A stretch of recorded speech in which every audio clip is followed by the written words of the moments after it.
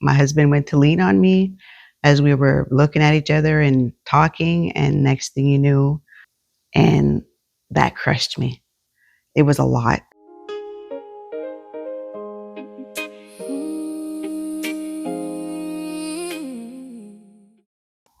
Welcome to Parlons Prevention. Let's talk. I'm Tara Grenier, your host, and today I have a very special guest with me. It's my aunt, Suzanne Hewitt. She's here to share her story about her journey through an injury. Auntie Sue, thank you so much for coming. Welcome. Tara, thank you for having me. It's a pleasure, and I look forward to having this conversation with you in an extensive manner. So, for those who are listening, you're sitting in front of me and you're in your wheelchair. Yes. We will get back to that portion of it. Right. I just wanted to give a visual.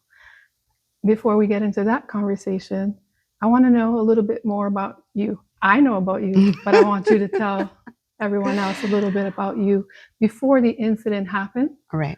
And how did your friends, your family see you? How did you see yourself? So we'll get into that a little bit.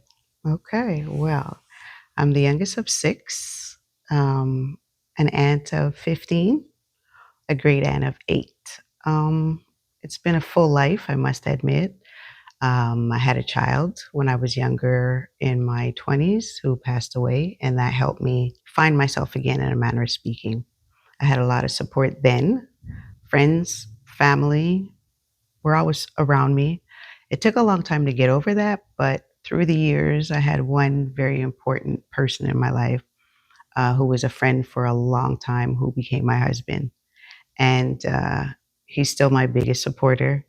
And I continue to move through life that way. How my friends see me now, I'm open, I'm honest, I'm very humorous at times. I could be very distant. I could be very abrupt. I could be very cold. Yet I'm still very caring. That's the truth. It is. Still very caring. And I love life. I try not to take it too seriously. And every day is a blessing for me. So before the accident, I had the typical life. You get up, you go to work, you complain about it, you still go to work, you come home, you take care of your home situations, cooking, cleaning, speaking about your daily life, contemplating on what you're going to do next. And you just take it day to day, and you never think about it changing at any point. So I was just living day to day like everybody else, not taking anything too seriously, basically taking everything for granted. Tomorrow will always be there. I'll always be able to get up and go to work. I'll always be able to run to the grocery store. If I don't feel like watching TV, I don't have to. I could just do what I feel like it. And if I don't do it today, I'll finish it tomorrow. And then talking about work, what type of work were you doing before? I've been an administrative agent in the medical profession for over 20 years. I currently work in a hospital for children, a special hospital. Actually, the hospital's name is Shriners Hospital for Children Canada, who take care of children that have long limbs, scoliosis, paralysis, rhizal children, brittle bones. And I started in the ambulatory clinic where we would register the patients, get their first consultations, and get to meet them from there and see what their needs are and see how our hospital could help them. And then about 4 years after that, I was looking into other things, still being at the hospital. And 2 years after that, it actually came to light. I was able to move my position from the ambulatory clinic to the nursing unit, where now the same patients that I had met earlier, maybe 2, 3, 4 years before, are now having a surgery, and they're older, and I get to see them in a different light. They've had their surgery. Now their spine is corrected. They're growing if they weren't walking before because of a specific, how would I say, issue when they were born. Now they're able to walk. So now I see them and they see me, and it's just a whole different connection. And it makes me feel very proud to be able to share their story with them as they're growing and they're aging. And then they see me, and that's the same lady, but she's a different lady. So being an administrative agent in a medical field, you learn to see things differently and look at things differently. Before it was either something somebody said to you or you read about, but now you're living it and you're actually seeing how they get to live. You basically got to watch their journey all the way through. And we'll get back to the part where they're now watching you, because I did pick up on that where you're saying you're currently working. So we will come back to that a little bit later in the Certainly. conversation. And so I was wondering also, did you have any dreams or aspirations? Did you have any passions or pastimes that you used to do before the incident? Oh, certainly. My favorite pastime is cooking and baking. I love to eat, so I like to cook. I like to bake. My husband has a very big sweet tooth, so that was my big goal in keeping him happy with that. But cooking, I've been cooking since I was 12, so that was one of my favorite things to do. I enjoy writing poetry, writing in my diary, talking to my family. Hanging out with my husband is my biggest thing, getting together with friends on occasion. I love movies. We love watching movies. I love music. We have our own musical brand, which we were doing, playing music. My husband was the selector, and I was the voice. So that was one of my greatest pastimes most What was recently. that called? Double SH Sound Creations, the voice and the Shout selector. out. Boom, boom. In all honesty, that was one of the biggest challenges we took at first because my husband was playing music for years and he had stopped for a while. And I encouraged him, and then we decided to make it into a brand. So, us being able to do that every weekend and just making that connection with the music, with the different genres, connecting with people. We used to do it on Twitch. It was a great thing. And I miss that. I miss that doing that a lot. Yet I'm still doing my cooking. I'm getting back into baking. I'm still writing my poetry. I've taken up looking into apps to write songs. I'm doing that as well. So you're doing that now? Currently, yes. Okay. Let's move a little bit further, a little closer to when the incident happened. So Yes. leading up to the day, either the week before or the day before or the Right. day of, was it a typical day? Is there anything in there that led you to believe something would be different? Any warning signs? Oh, no, not at all. It was a typical weekend. Leading up to it, the week before, our weather in Montreal was incredible. It was early September. We had extensive heat, wet, nice hot weather. So everything was good. And it was the regular, everyday in and out, getting your groceries done, relaxing. Steven and I used to like enjoy being on the balcony and watching the people go by, people watch, talk about what we're going to do next, plan our next live that we're going to prepare, what we're going to eat, what we're going to do if we just want to chillax. And it was great. That week, we weren't really planning on doing much, but then a friend of ours said that they were having a gathering in the park, Angrion Park, and we decided that we would go. So we went. We got to see a lot of friends we haven't seen in a while. Um, we were still keeping our distance because it was a little bit after COVID, during and after COVID. So we were still being very cautious. We had a good time. We went back home and we just decided, the night's not over. It was mid September, third week in September, and the sky was clear. Stars were out. We were talking and jousting each other and being on the balcony as we've been before. And I think that was I believe that was our second summer that we were there, and we never noticed anything different. My husband went to lean on me as we were looking at each other and talking, and next thing you knew, we were both on the ground, and I was looking up, and I seen the stars, the dark sky, and the railings of our balcony wide open. Having no idea what happened, I just looked to my left, looked to my right, looked to my left, and seen my husband coming towards me, crawling towards me. And I still wasn't aware of what happened. And In a split second, I recall ambulances, the sirens coming. Um, I didn't remember much for a minute. I was taken to a hospital, Sacré-Cœur Hospital, which deals with extensive injuries, back injuries specifically, trauma injuries. Once I reached there, I still wasn't aware that I had such a bad fall. I didn't have any feeling below my waist yet. I had no idea because I was still thinking. I was still expressing. I was still answering their questions. I was still moving my arms, still moving my head. And it's only when the surgeon came in and asked me my name, I knew if I knew what city we were in, what year it was, and he announced himself that he would be doing a surgery on my spine to alleviate the pressure from me not being able to feel my legs. Up until that moment, I had no idea that I couldn't feel my legs or my lower back.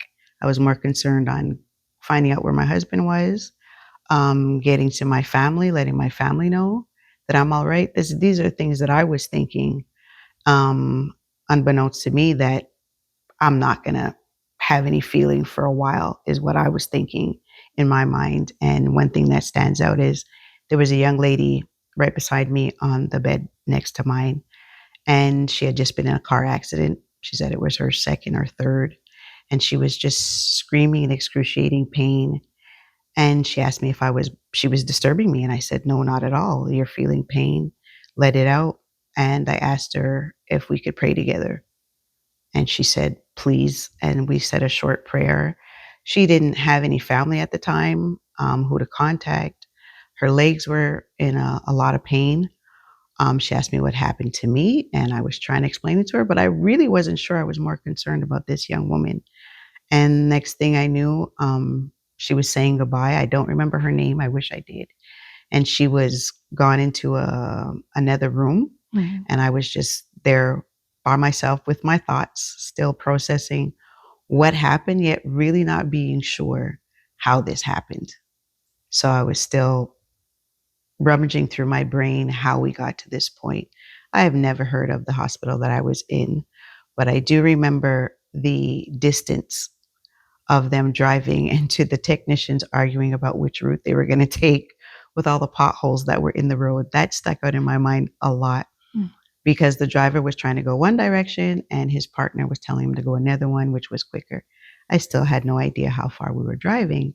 Yet I think that's when I lost consciousness, because at that moment is when I remember opening my eyes and going back to what I just stated, seeing the physician, the surgeon, nurses, PABs ask me if I need water, if I'm cold, if I'm hot, if I feel anything different, if I have a headache. A lot of questions going around, and I was just answering them, I believe, normally. And I wasn't in a state of shock at the moment.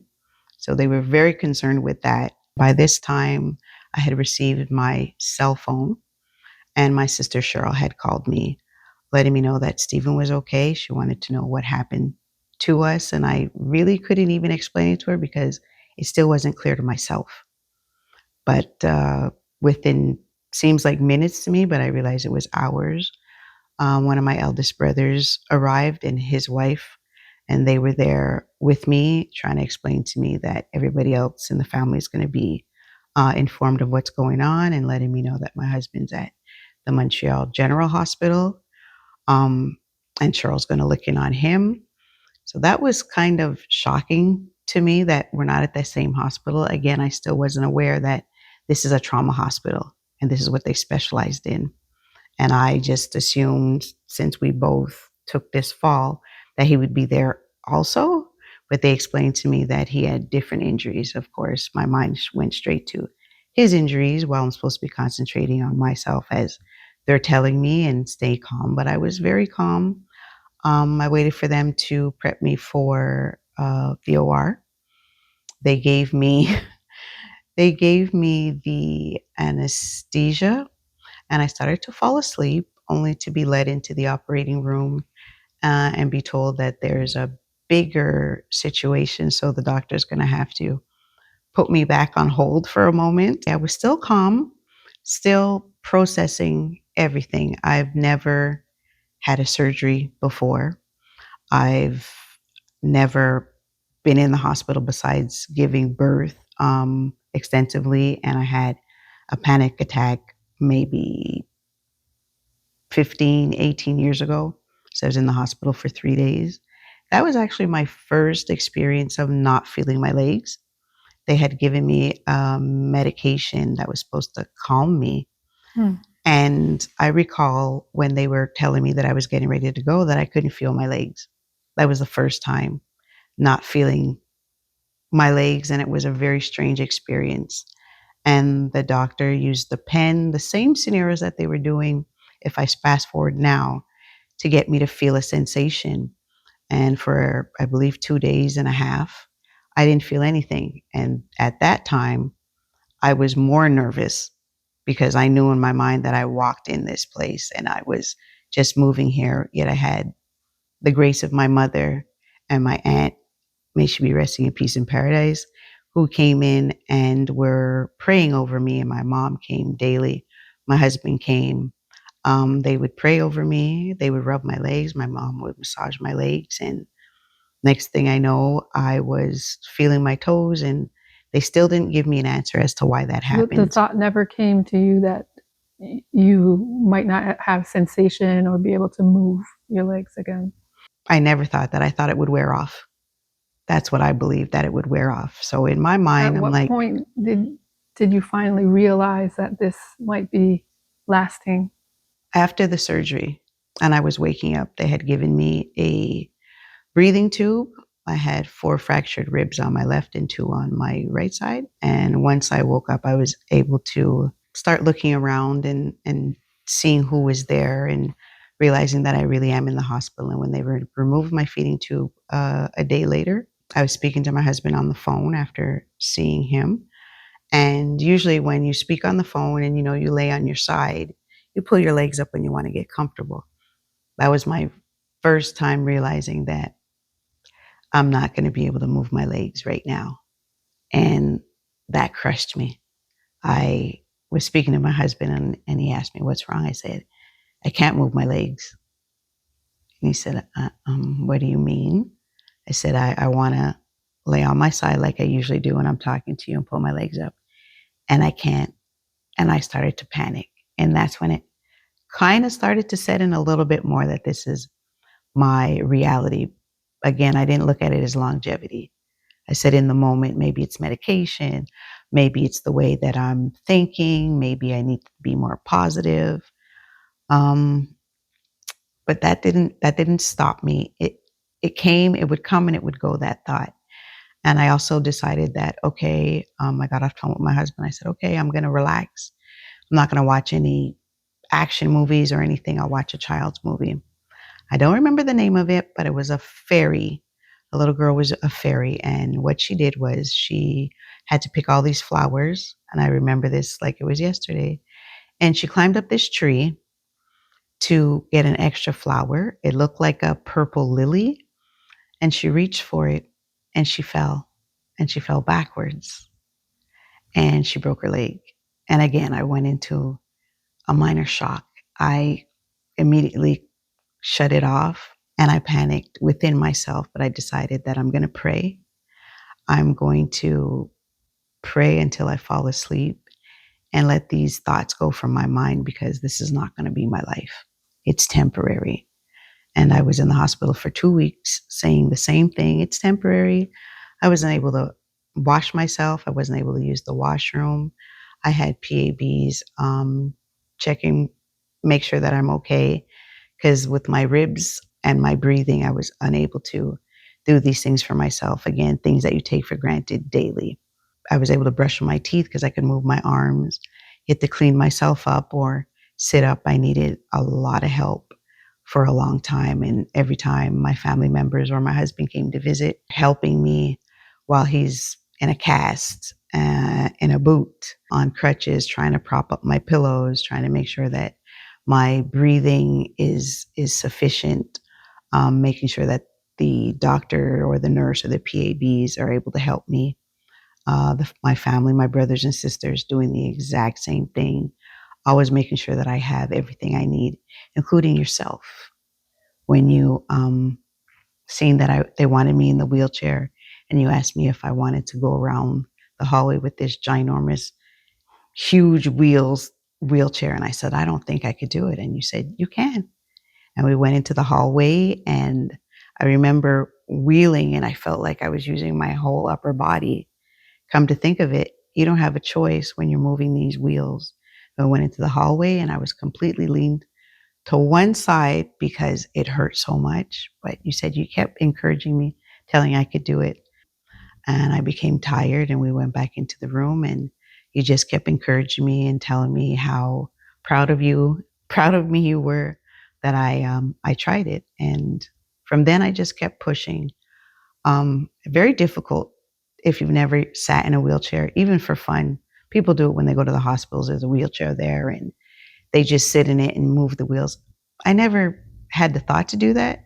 So now knowing that I have to get adapted to it, or I'm supposed to get adapted to it, it was a really big learning curve.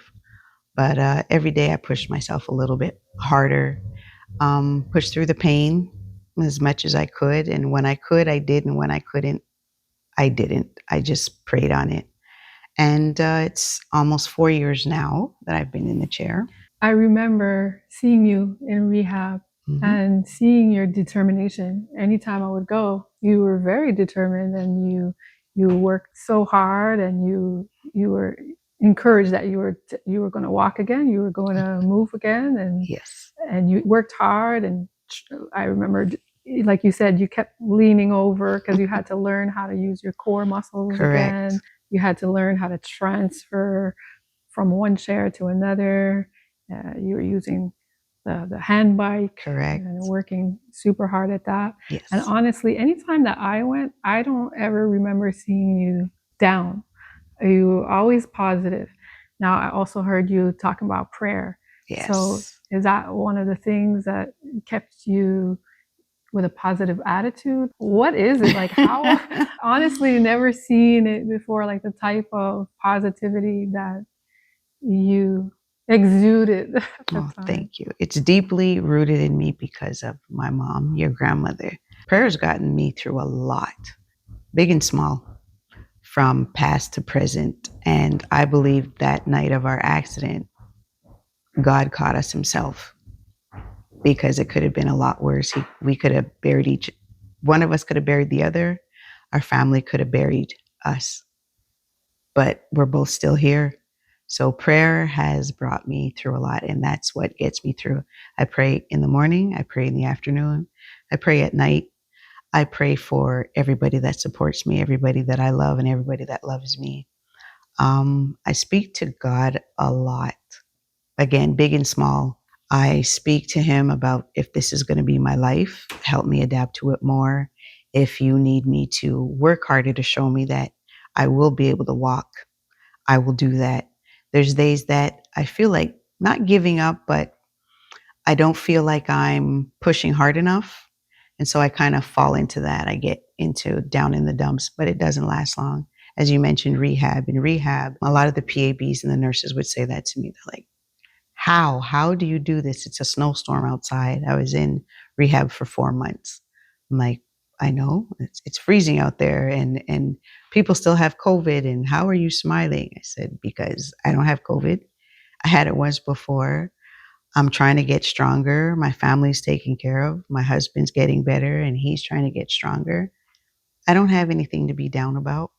I said, I'm breathing on my own. I'm learning how to function with this so-called new normal for the time being. I have a regular routine when I was at rehab, when I was in rehab, which was physio and OT, of course. And the physio, I had a really good physiotherapist. Her name was Andrea. And she pushed me, but she didn't push me over the edge. She never gave me anything I couldn't do. She always encouraged me, and she set always, you up for successes. Yes, and not failure at all. And she would tell me, well, practice a little bit more. And my husband would be there too at times. And he would say to her, well, what can we do when she's not here? What can she do to help herself a little bit more? what type of exercises or what type of movement should she do and not do. So I had a lot of restrictions, yet I also had a lot of instruction, very good, powerful, positive instruction to do, from bands to stretching to when I'm doing my transfers, to take my time, to concentrate, never rush. I wanted to learn how to transfer into cars. You needed to know how to do that. If you're when Yes, you're getting ready to go home, there was probably a lot of things you need to prepare a in lot. order to go home. Yes, And as I understand, you couldn't go back to your apartment where you were because it was correct, on the second floor. correct, I do remember also they had to order like a ramp for you to be able to get into my grandmother's house where correct. you were currently now staying. And so another thing that I noticed, you don't have that big old wide wheelchair anymore. It looks like you have a pretty fancy wheelchair that looks like it's maneuverable. It And did you is. want to tell me a little bit about This is what that? they call the RAS. The big wheelchair that I was using before is usually hospital administered, Mhm. or on a loan. This one personally is one that they give you for the time being. It's by the government. This is called a RAS. It's very lightweight. The wheels are lightweight. The back is lightweight. Everything's removable, adjustable. So if I don't want to use these, my armrest, I could remove them at any time. Um, it's very good. I'm able to adjust and maneuver myself without always touching my wheels. The footrest is very secure. It needs a few tweaks every so often because certain shoes that I wear, my feet don't stay on. Yet I'm always making sure that they're there. My left leg is more turned out, so I have more issues with that staying on. But I have a little padding here to protect my leg from falling off or touching the bar that's here.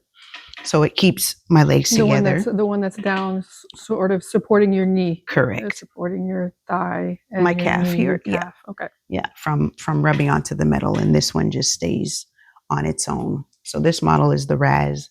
Um, the seat is removable as well. The cushion is interchangeable. The tires are lightweight. I actually have a story with that. With the tires, I've just come to realize that I had lost air. One of my tires were punctured last weekend, and I called from Friday to Saturday to get a wheelchair um, emergency fixing business. And unfortunately, there's only a few in the South Shore and Montreal that work on the weekends. Most of the time, it's Monday to Friday from 9 to 5 or 8 till 5, and they don't have technicians on the weekend. So I unfortunately had to get my tire fixed, repaired at a bicycle shop that was open. And that never dawned on me. I figured it's a wheelchair. There's an emergency wheelchair place that you can call or get to. So you got your wheel fixed at a tire shop. Yes, I Oh, did. It was very interesting. It was very I want helpful. to shout out to the tire shop. I would, but I don't remember the name. We'll come back to that. Yeah. But he was very nice. I had found him on the internet because every other one that we had found that said wheelchair repair. I called them. It was about 3 o'clock, 3:30 on Friday. They close at 5. Not open on the weekend. There's no technician. I had one that I finally reached out to that gave me an appointment for 4 days later.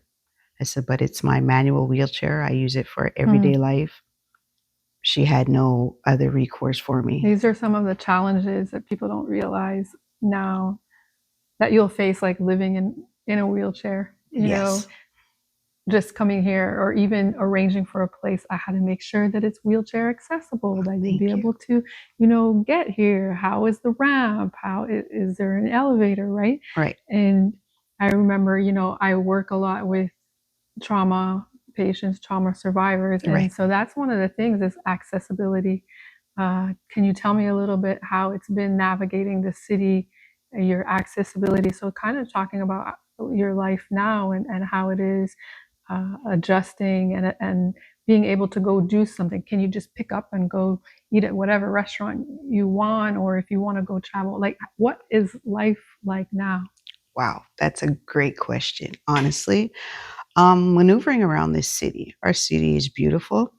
Yet if you live here and there's cracks in the sidewalks, in the streets, it's very difficult to maneuver at times. Thankfully, I'm learning more how to maneuver. And most of the time when I'm traveling, it's by transport. You cannot get up and go. It's either 24 hours to 5 days in advance. You have to book your transport. It's very rare that you can get a booking same morning, same day. You have to call between 6 a.m. and 9 a.m., possibly get a nice agent that would assist you depending where you want to go in the city or if you want to stay in the borough that you're in. But most of the time you cannot. So if you decide you want to go to a dinner, a movie, go shopping, I want to have a date with my husband, I want to catch up with you, it's very difficult to plan. Same day, it has to be ahead. Yes, we'd have to But know. I do remember you practicing, like there was a transfer board for you to go from the chair to the car. Correct. Do you not go in people's car? Right now, the only car I go into is my sister's car. Yes, but I have been practicing. I'm still working on it because I have lower back issues still, where I have a nerve that's still locked somewhat.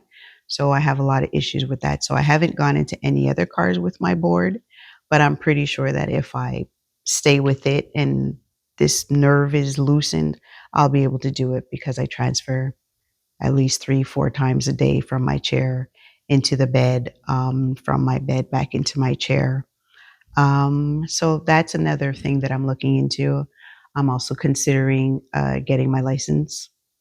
That's something that I'm looking into as well because there's a lot of options out there. I don't want to always rely on transport.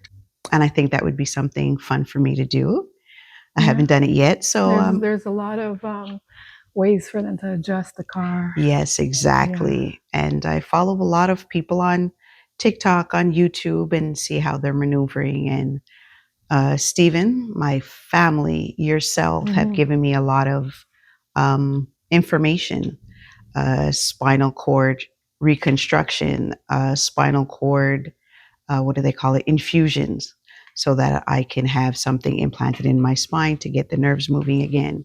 So to get back to your question, moving around this city has become a little bit more difficult because if I want to go to a restaurant, I have to find out if they're adaptable and accessible. And when they ask, well, yeah, you have a wheelchair, but their view of accessible, it's like, yeah, the whole place is accessible, but then you get there and there's one step. Oh, it's accessible if I'm here with my husband and I have 2 people to lift me up the first step. Correct. Right. Correct. But it's not really accessible. No. Accessible means like I could independently come here by myself and figure it out. And the bathrooms are downstairs, or it's like you never noticed it before because you didn't have to think about it. I never really did.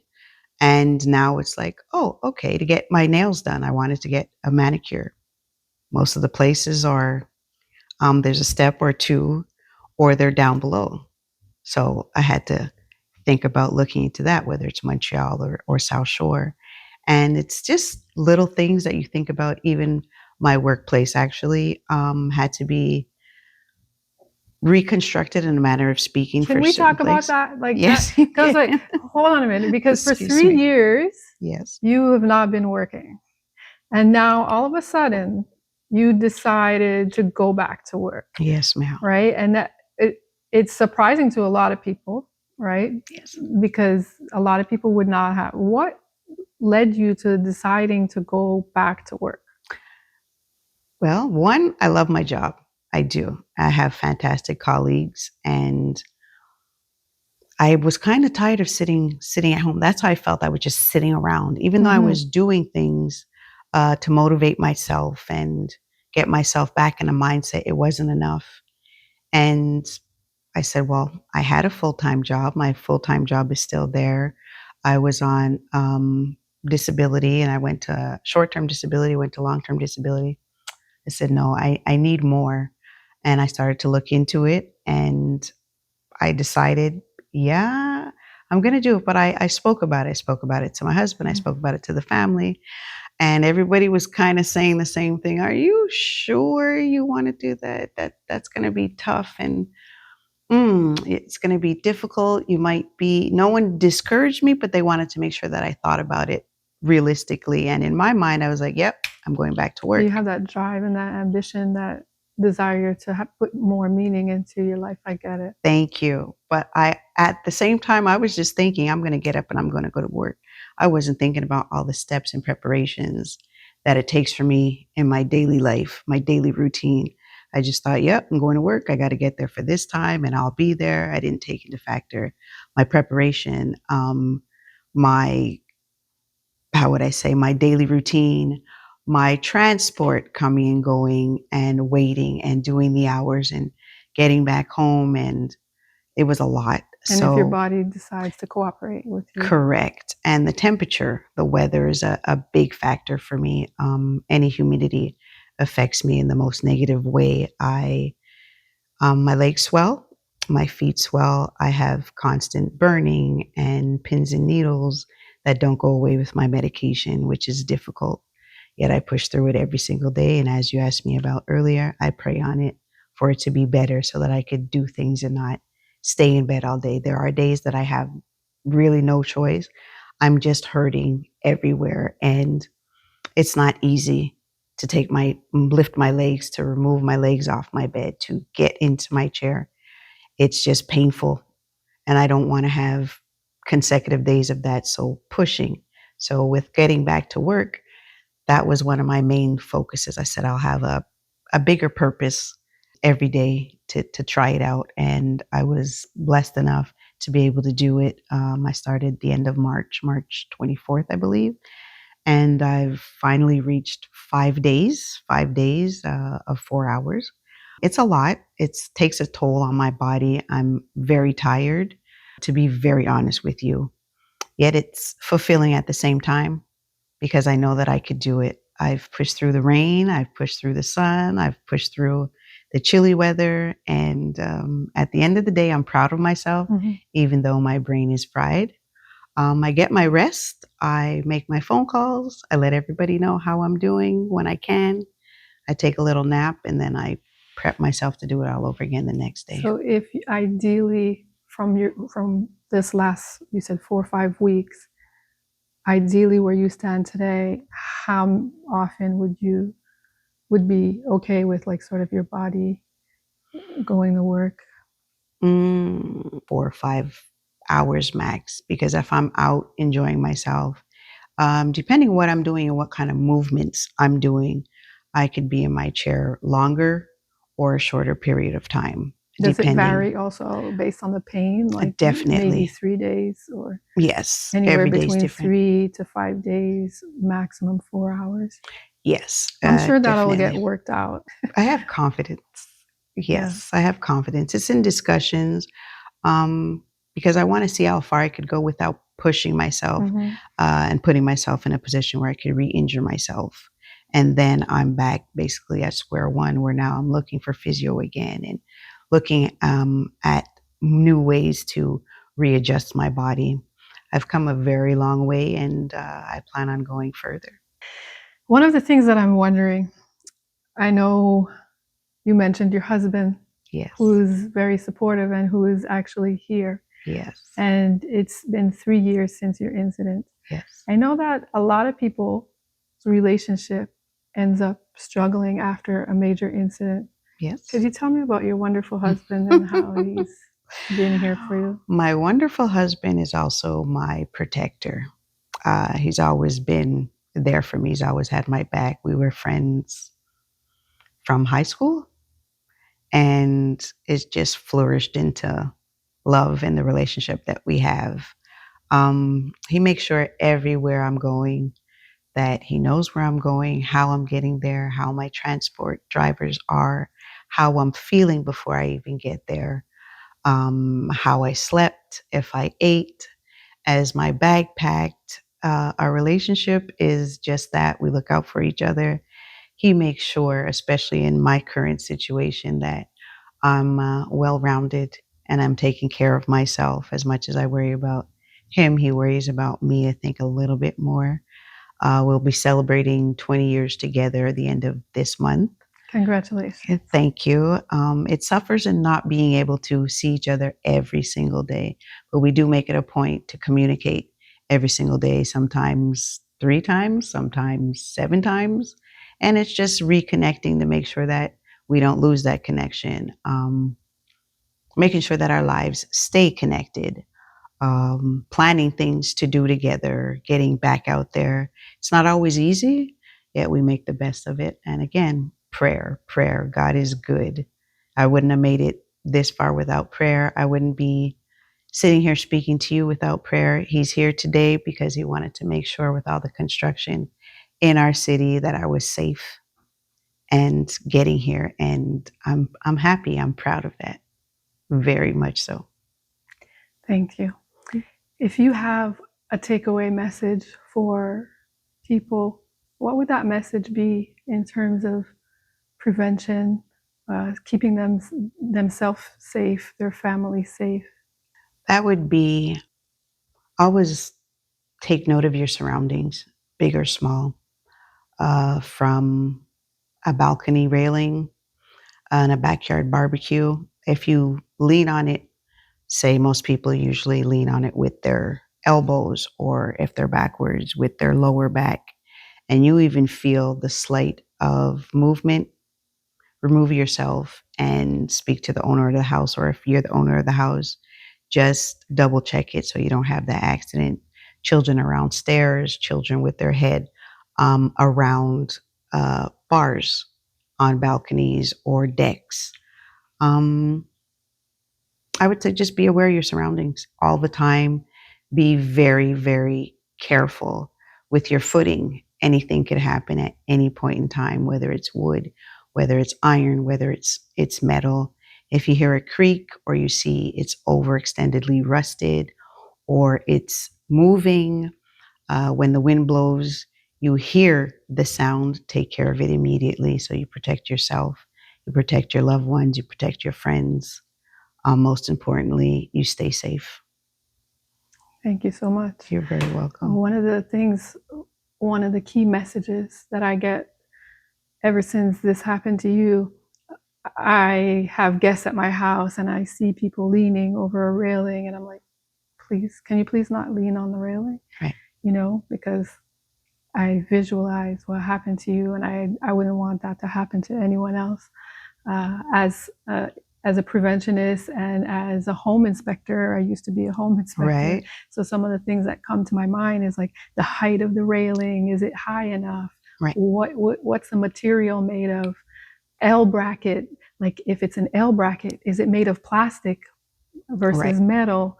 How deep is the bolt going into the wall? How is it anchored, and different things like that. So yeah, thank you so much for your message. You're very Thank welcome. you so much for sharing. And also, as promised, I do have a surprise for you that we've been. So don't go anywhere. We have a surprise. But before I show you the surprise, I just want to thank everyone for listening. If there was something that resonated about this story, about the podcast episode today, please share with somebody that you love, like, and subscribe. If you know somebody who has an injury story, I definitely want to hear from them, and so we can also help to save another life, save a limb, save somebody from living a life that they didn't plan on. So thank you very much, and hold on, don't leave. We have a surprise coming. Are you ready for your surprise? I think I am. Okay. On the first episode, you might have heard something, but you probably just didn't know what it was. And so, this song I created for you.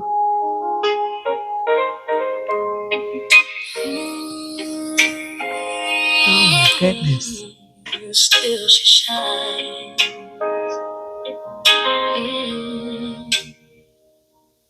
It was a quiet night. nothing out of place. Soft wind moving, stars across the space, leaning in close on a balcony. Oh my Just a goodness. simple moment like people do. No sign, no warning in the air that night. No reason to question, everything felt right.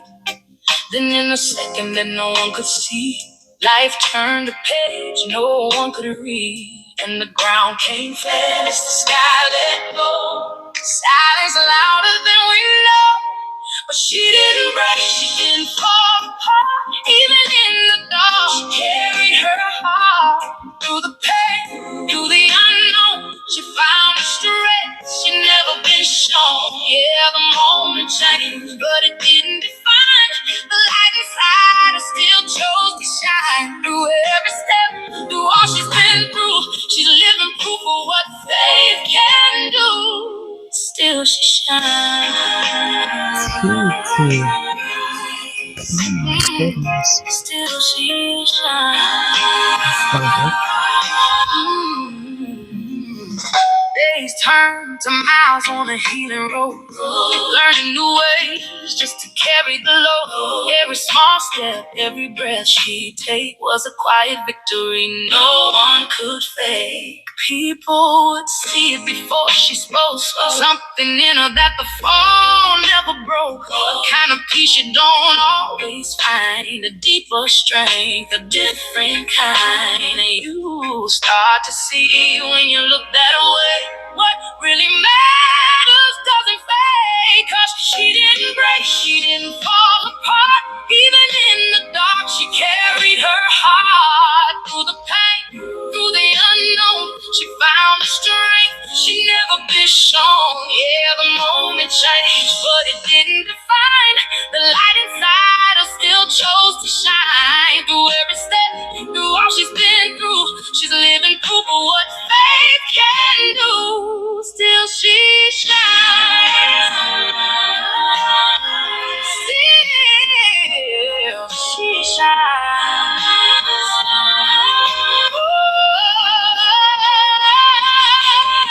We don't always see the edge we're near, all the things that quietly disappear, but in the pieces in the climb, there's something stronger over time, not just survival, something more. A kind of grace you can't ignore. No, she didn't break, she became something new. With every scar, something stronger grew. Not just a story of what went wrong, but a reminder of how we carry on. Yeah, the moment came, but it passed in time and left behind a deeper kind of shine. Through every breath, through all she's been through, she's living proof of what love can do. Still she shines. Still she shines.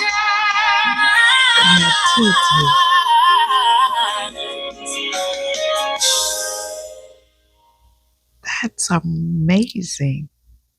Thank you. Oh my goodness. Thank you. That's why you put the Kleenex there, you bugger. Give me a hug. It's beautiful. Thank you. How did that make you feel? I don't have words. I really don't. I could hear it, and I know you're talking about me. You're speaking about me, and I see it. So thank you. It just makes me want to push harder and go further. Yes. Thank you so much for confiding in me and sharing your story. You're so welcome. Thank you for encouraging me and pushing me to do it. My pleasure.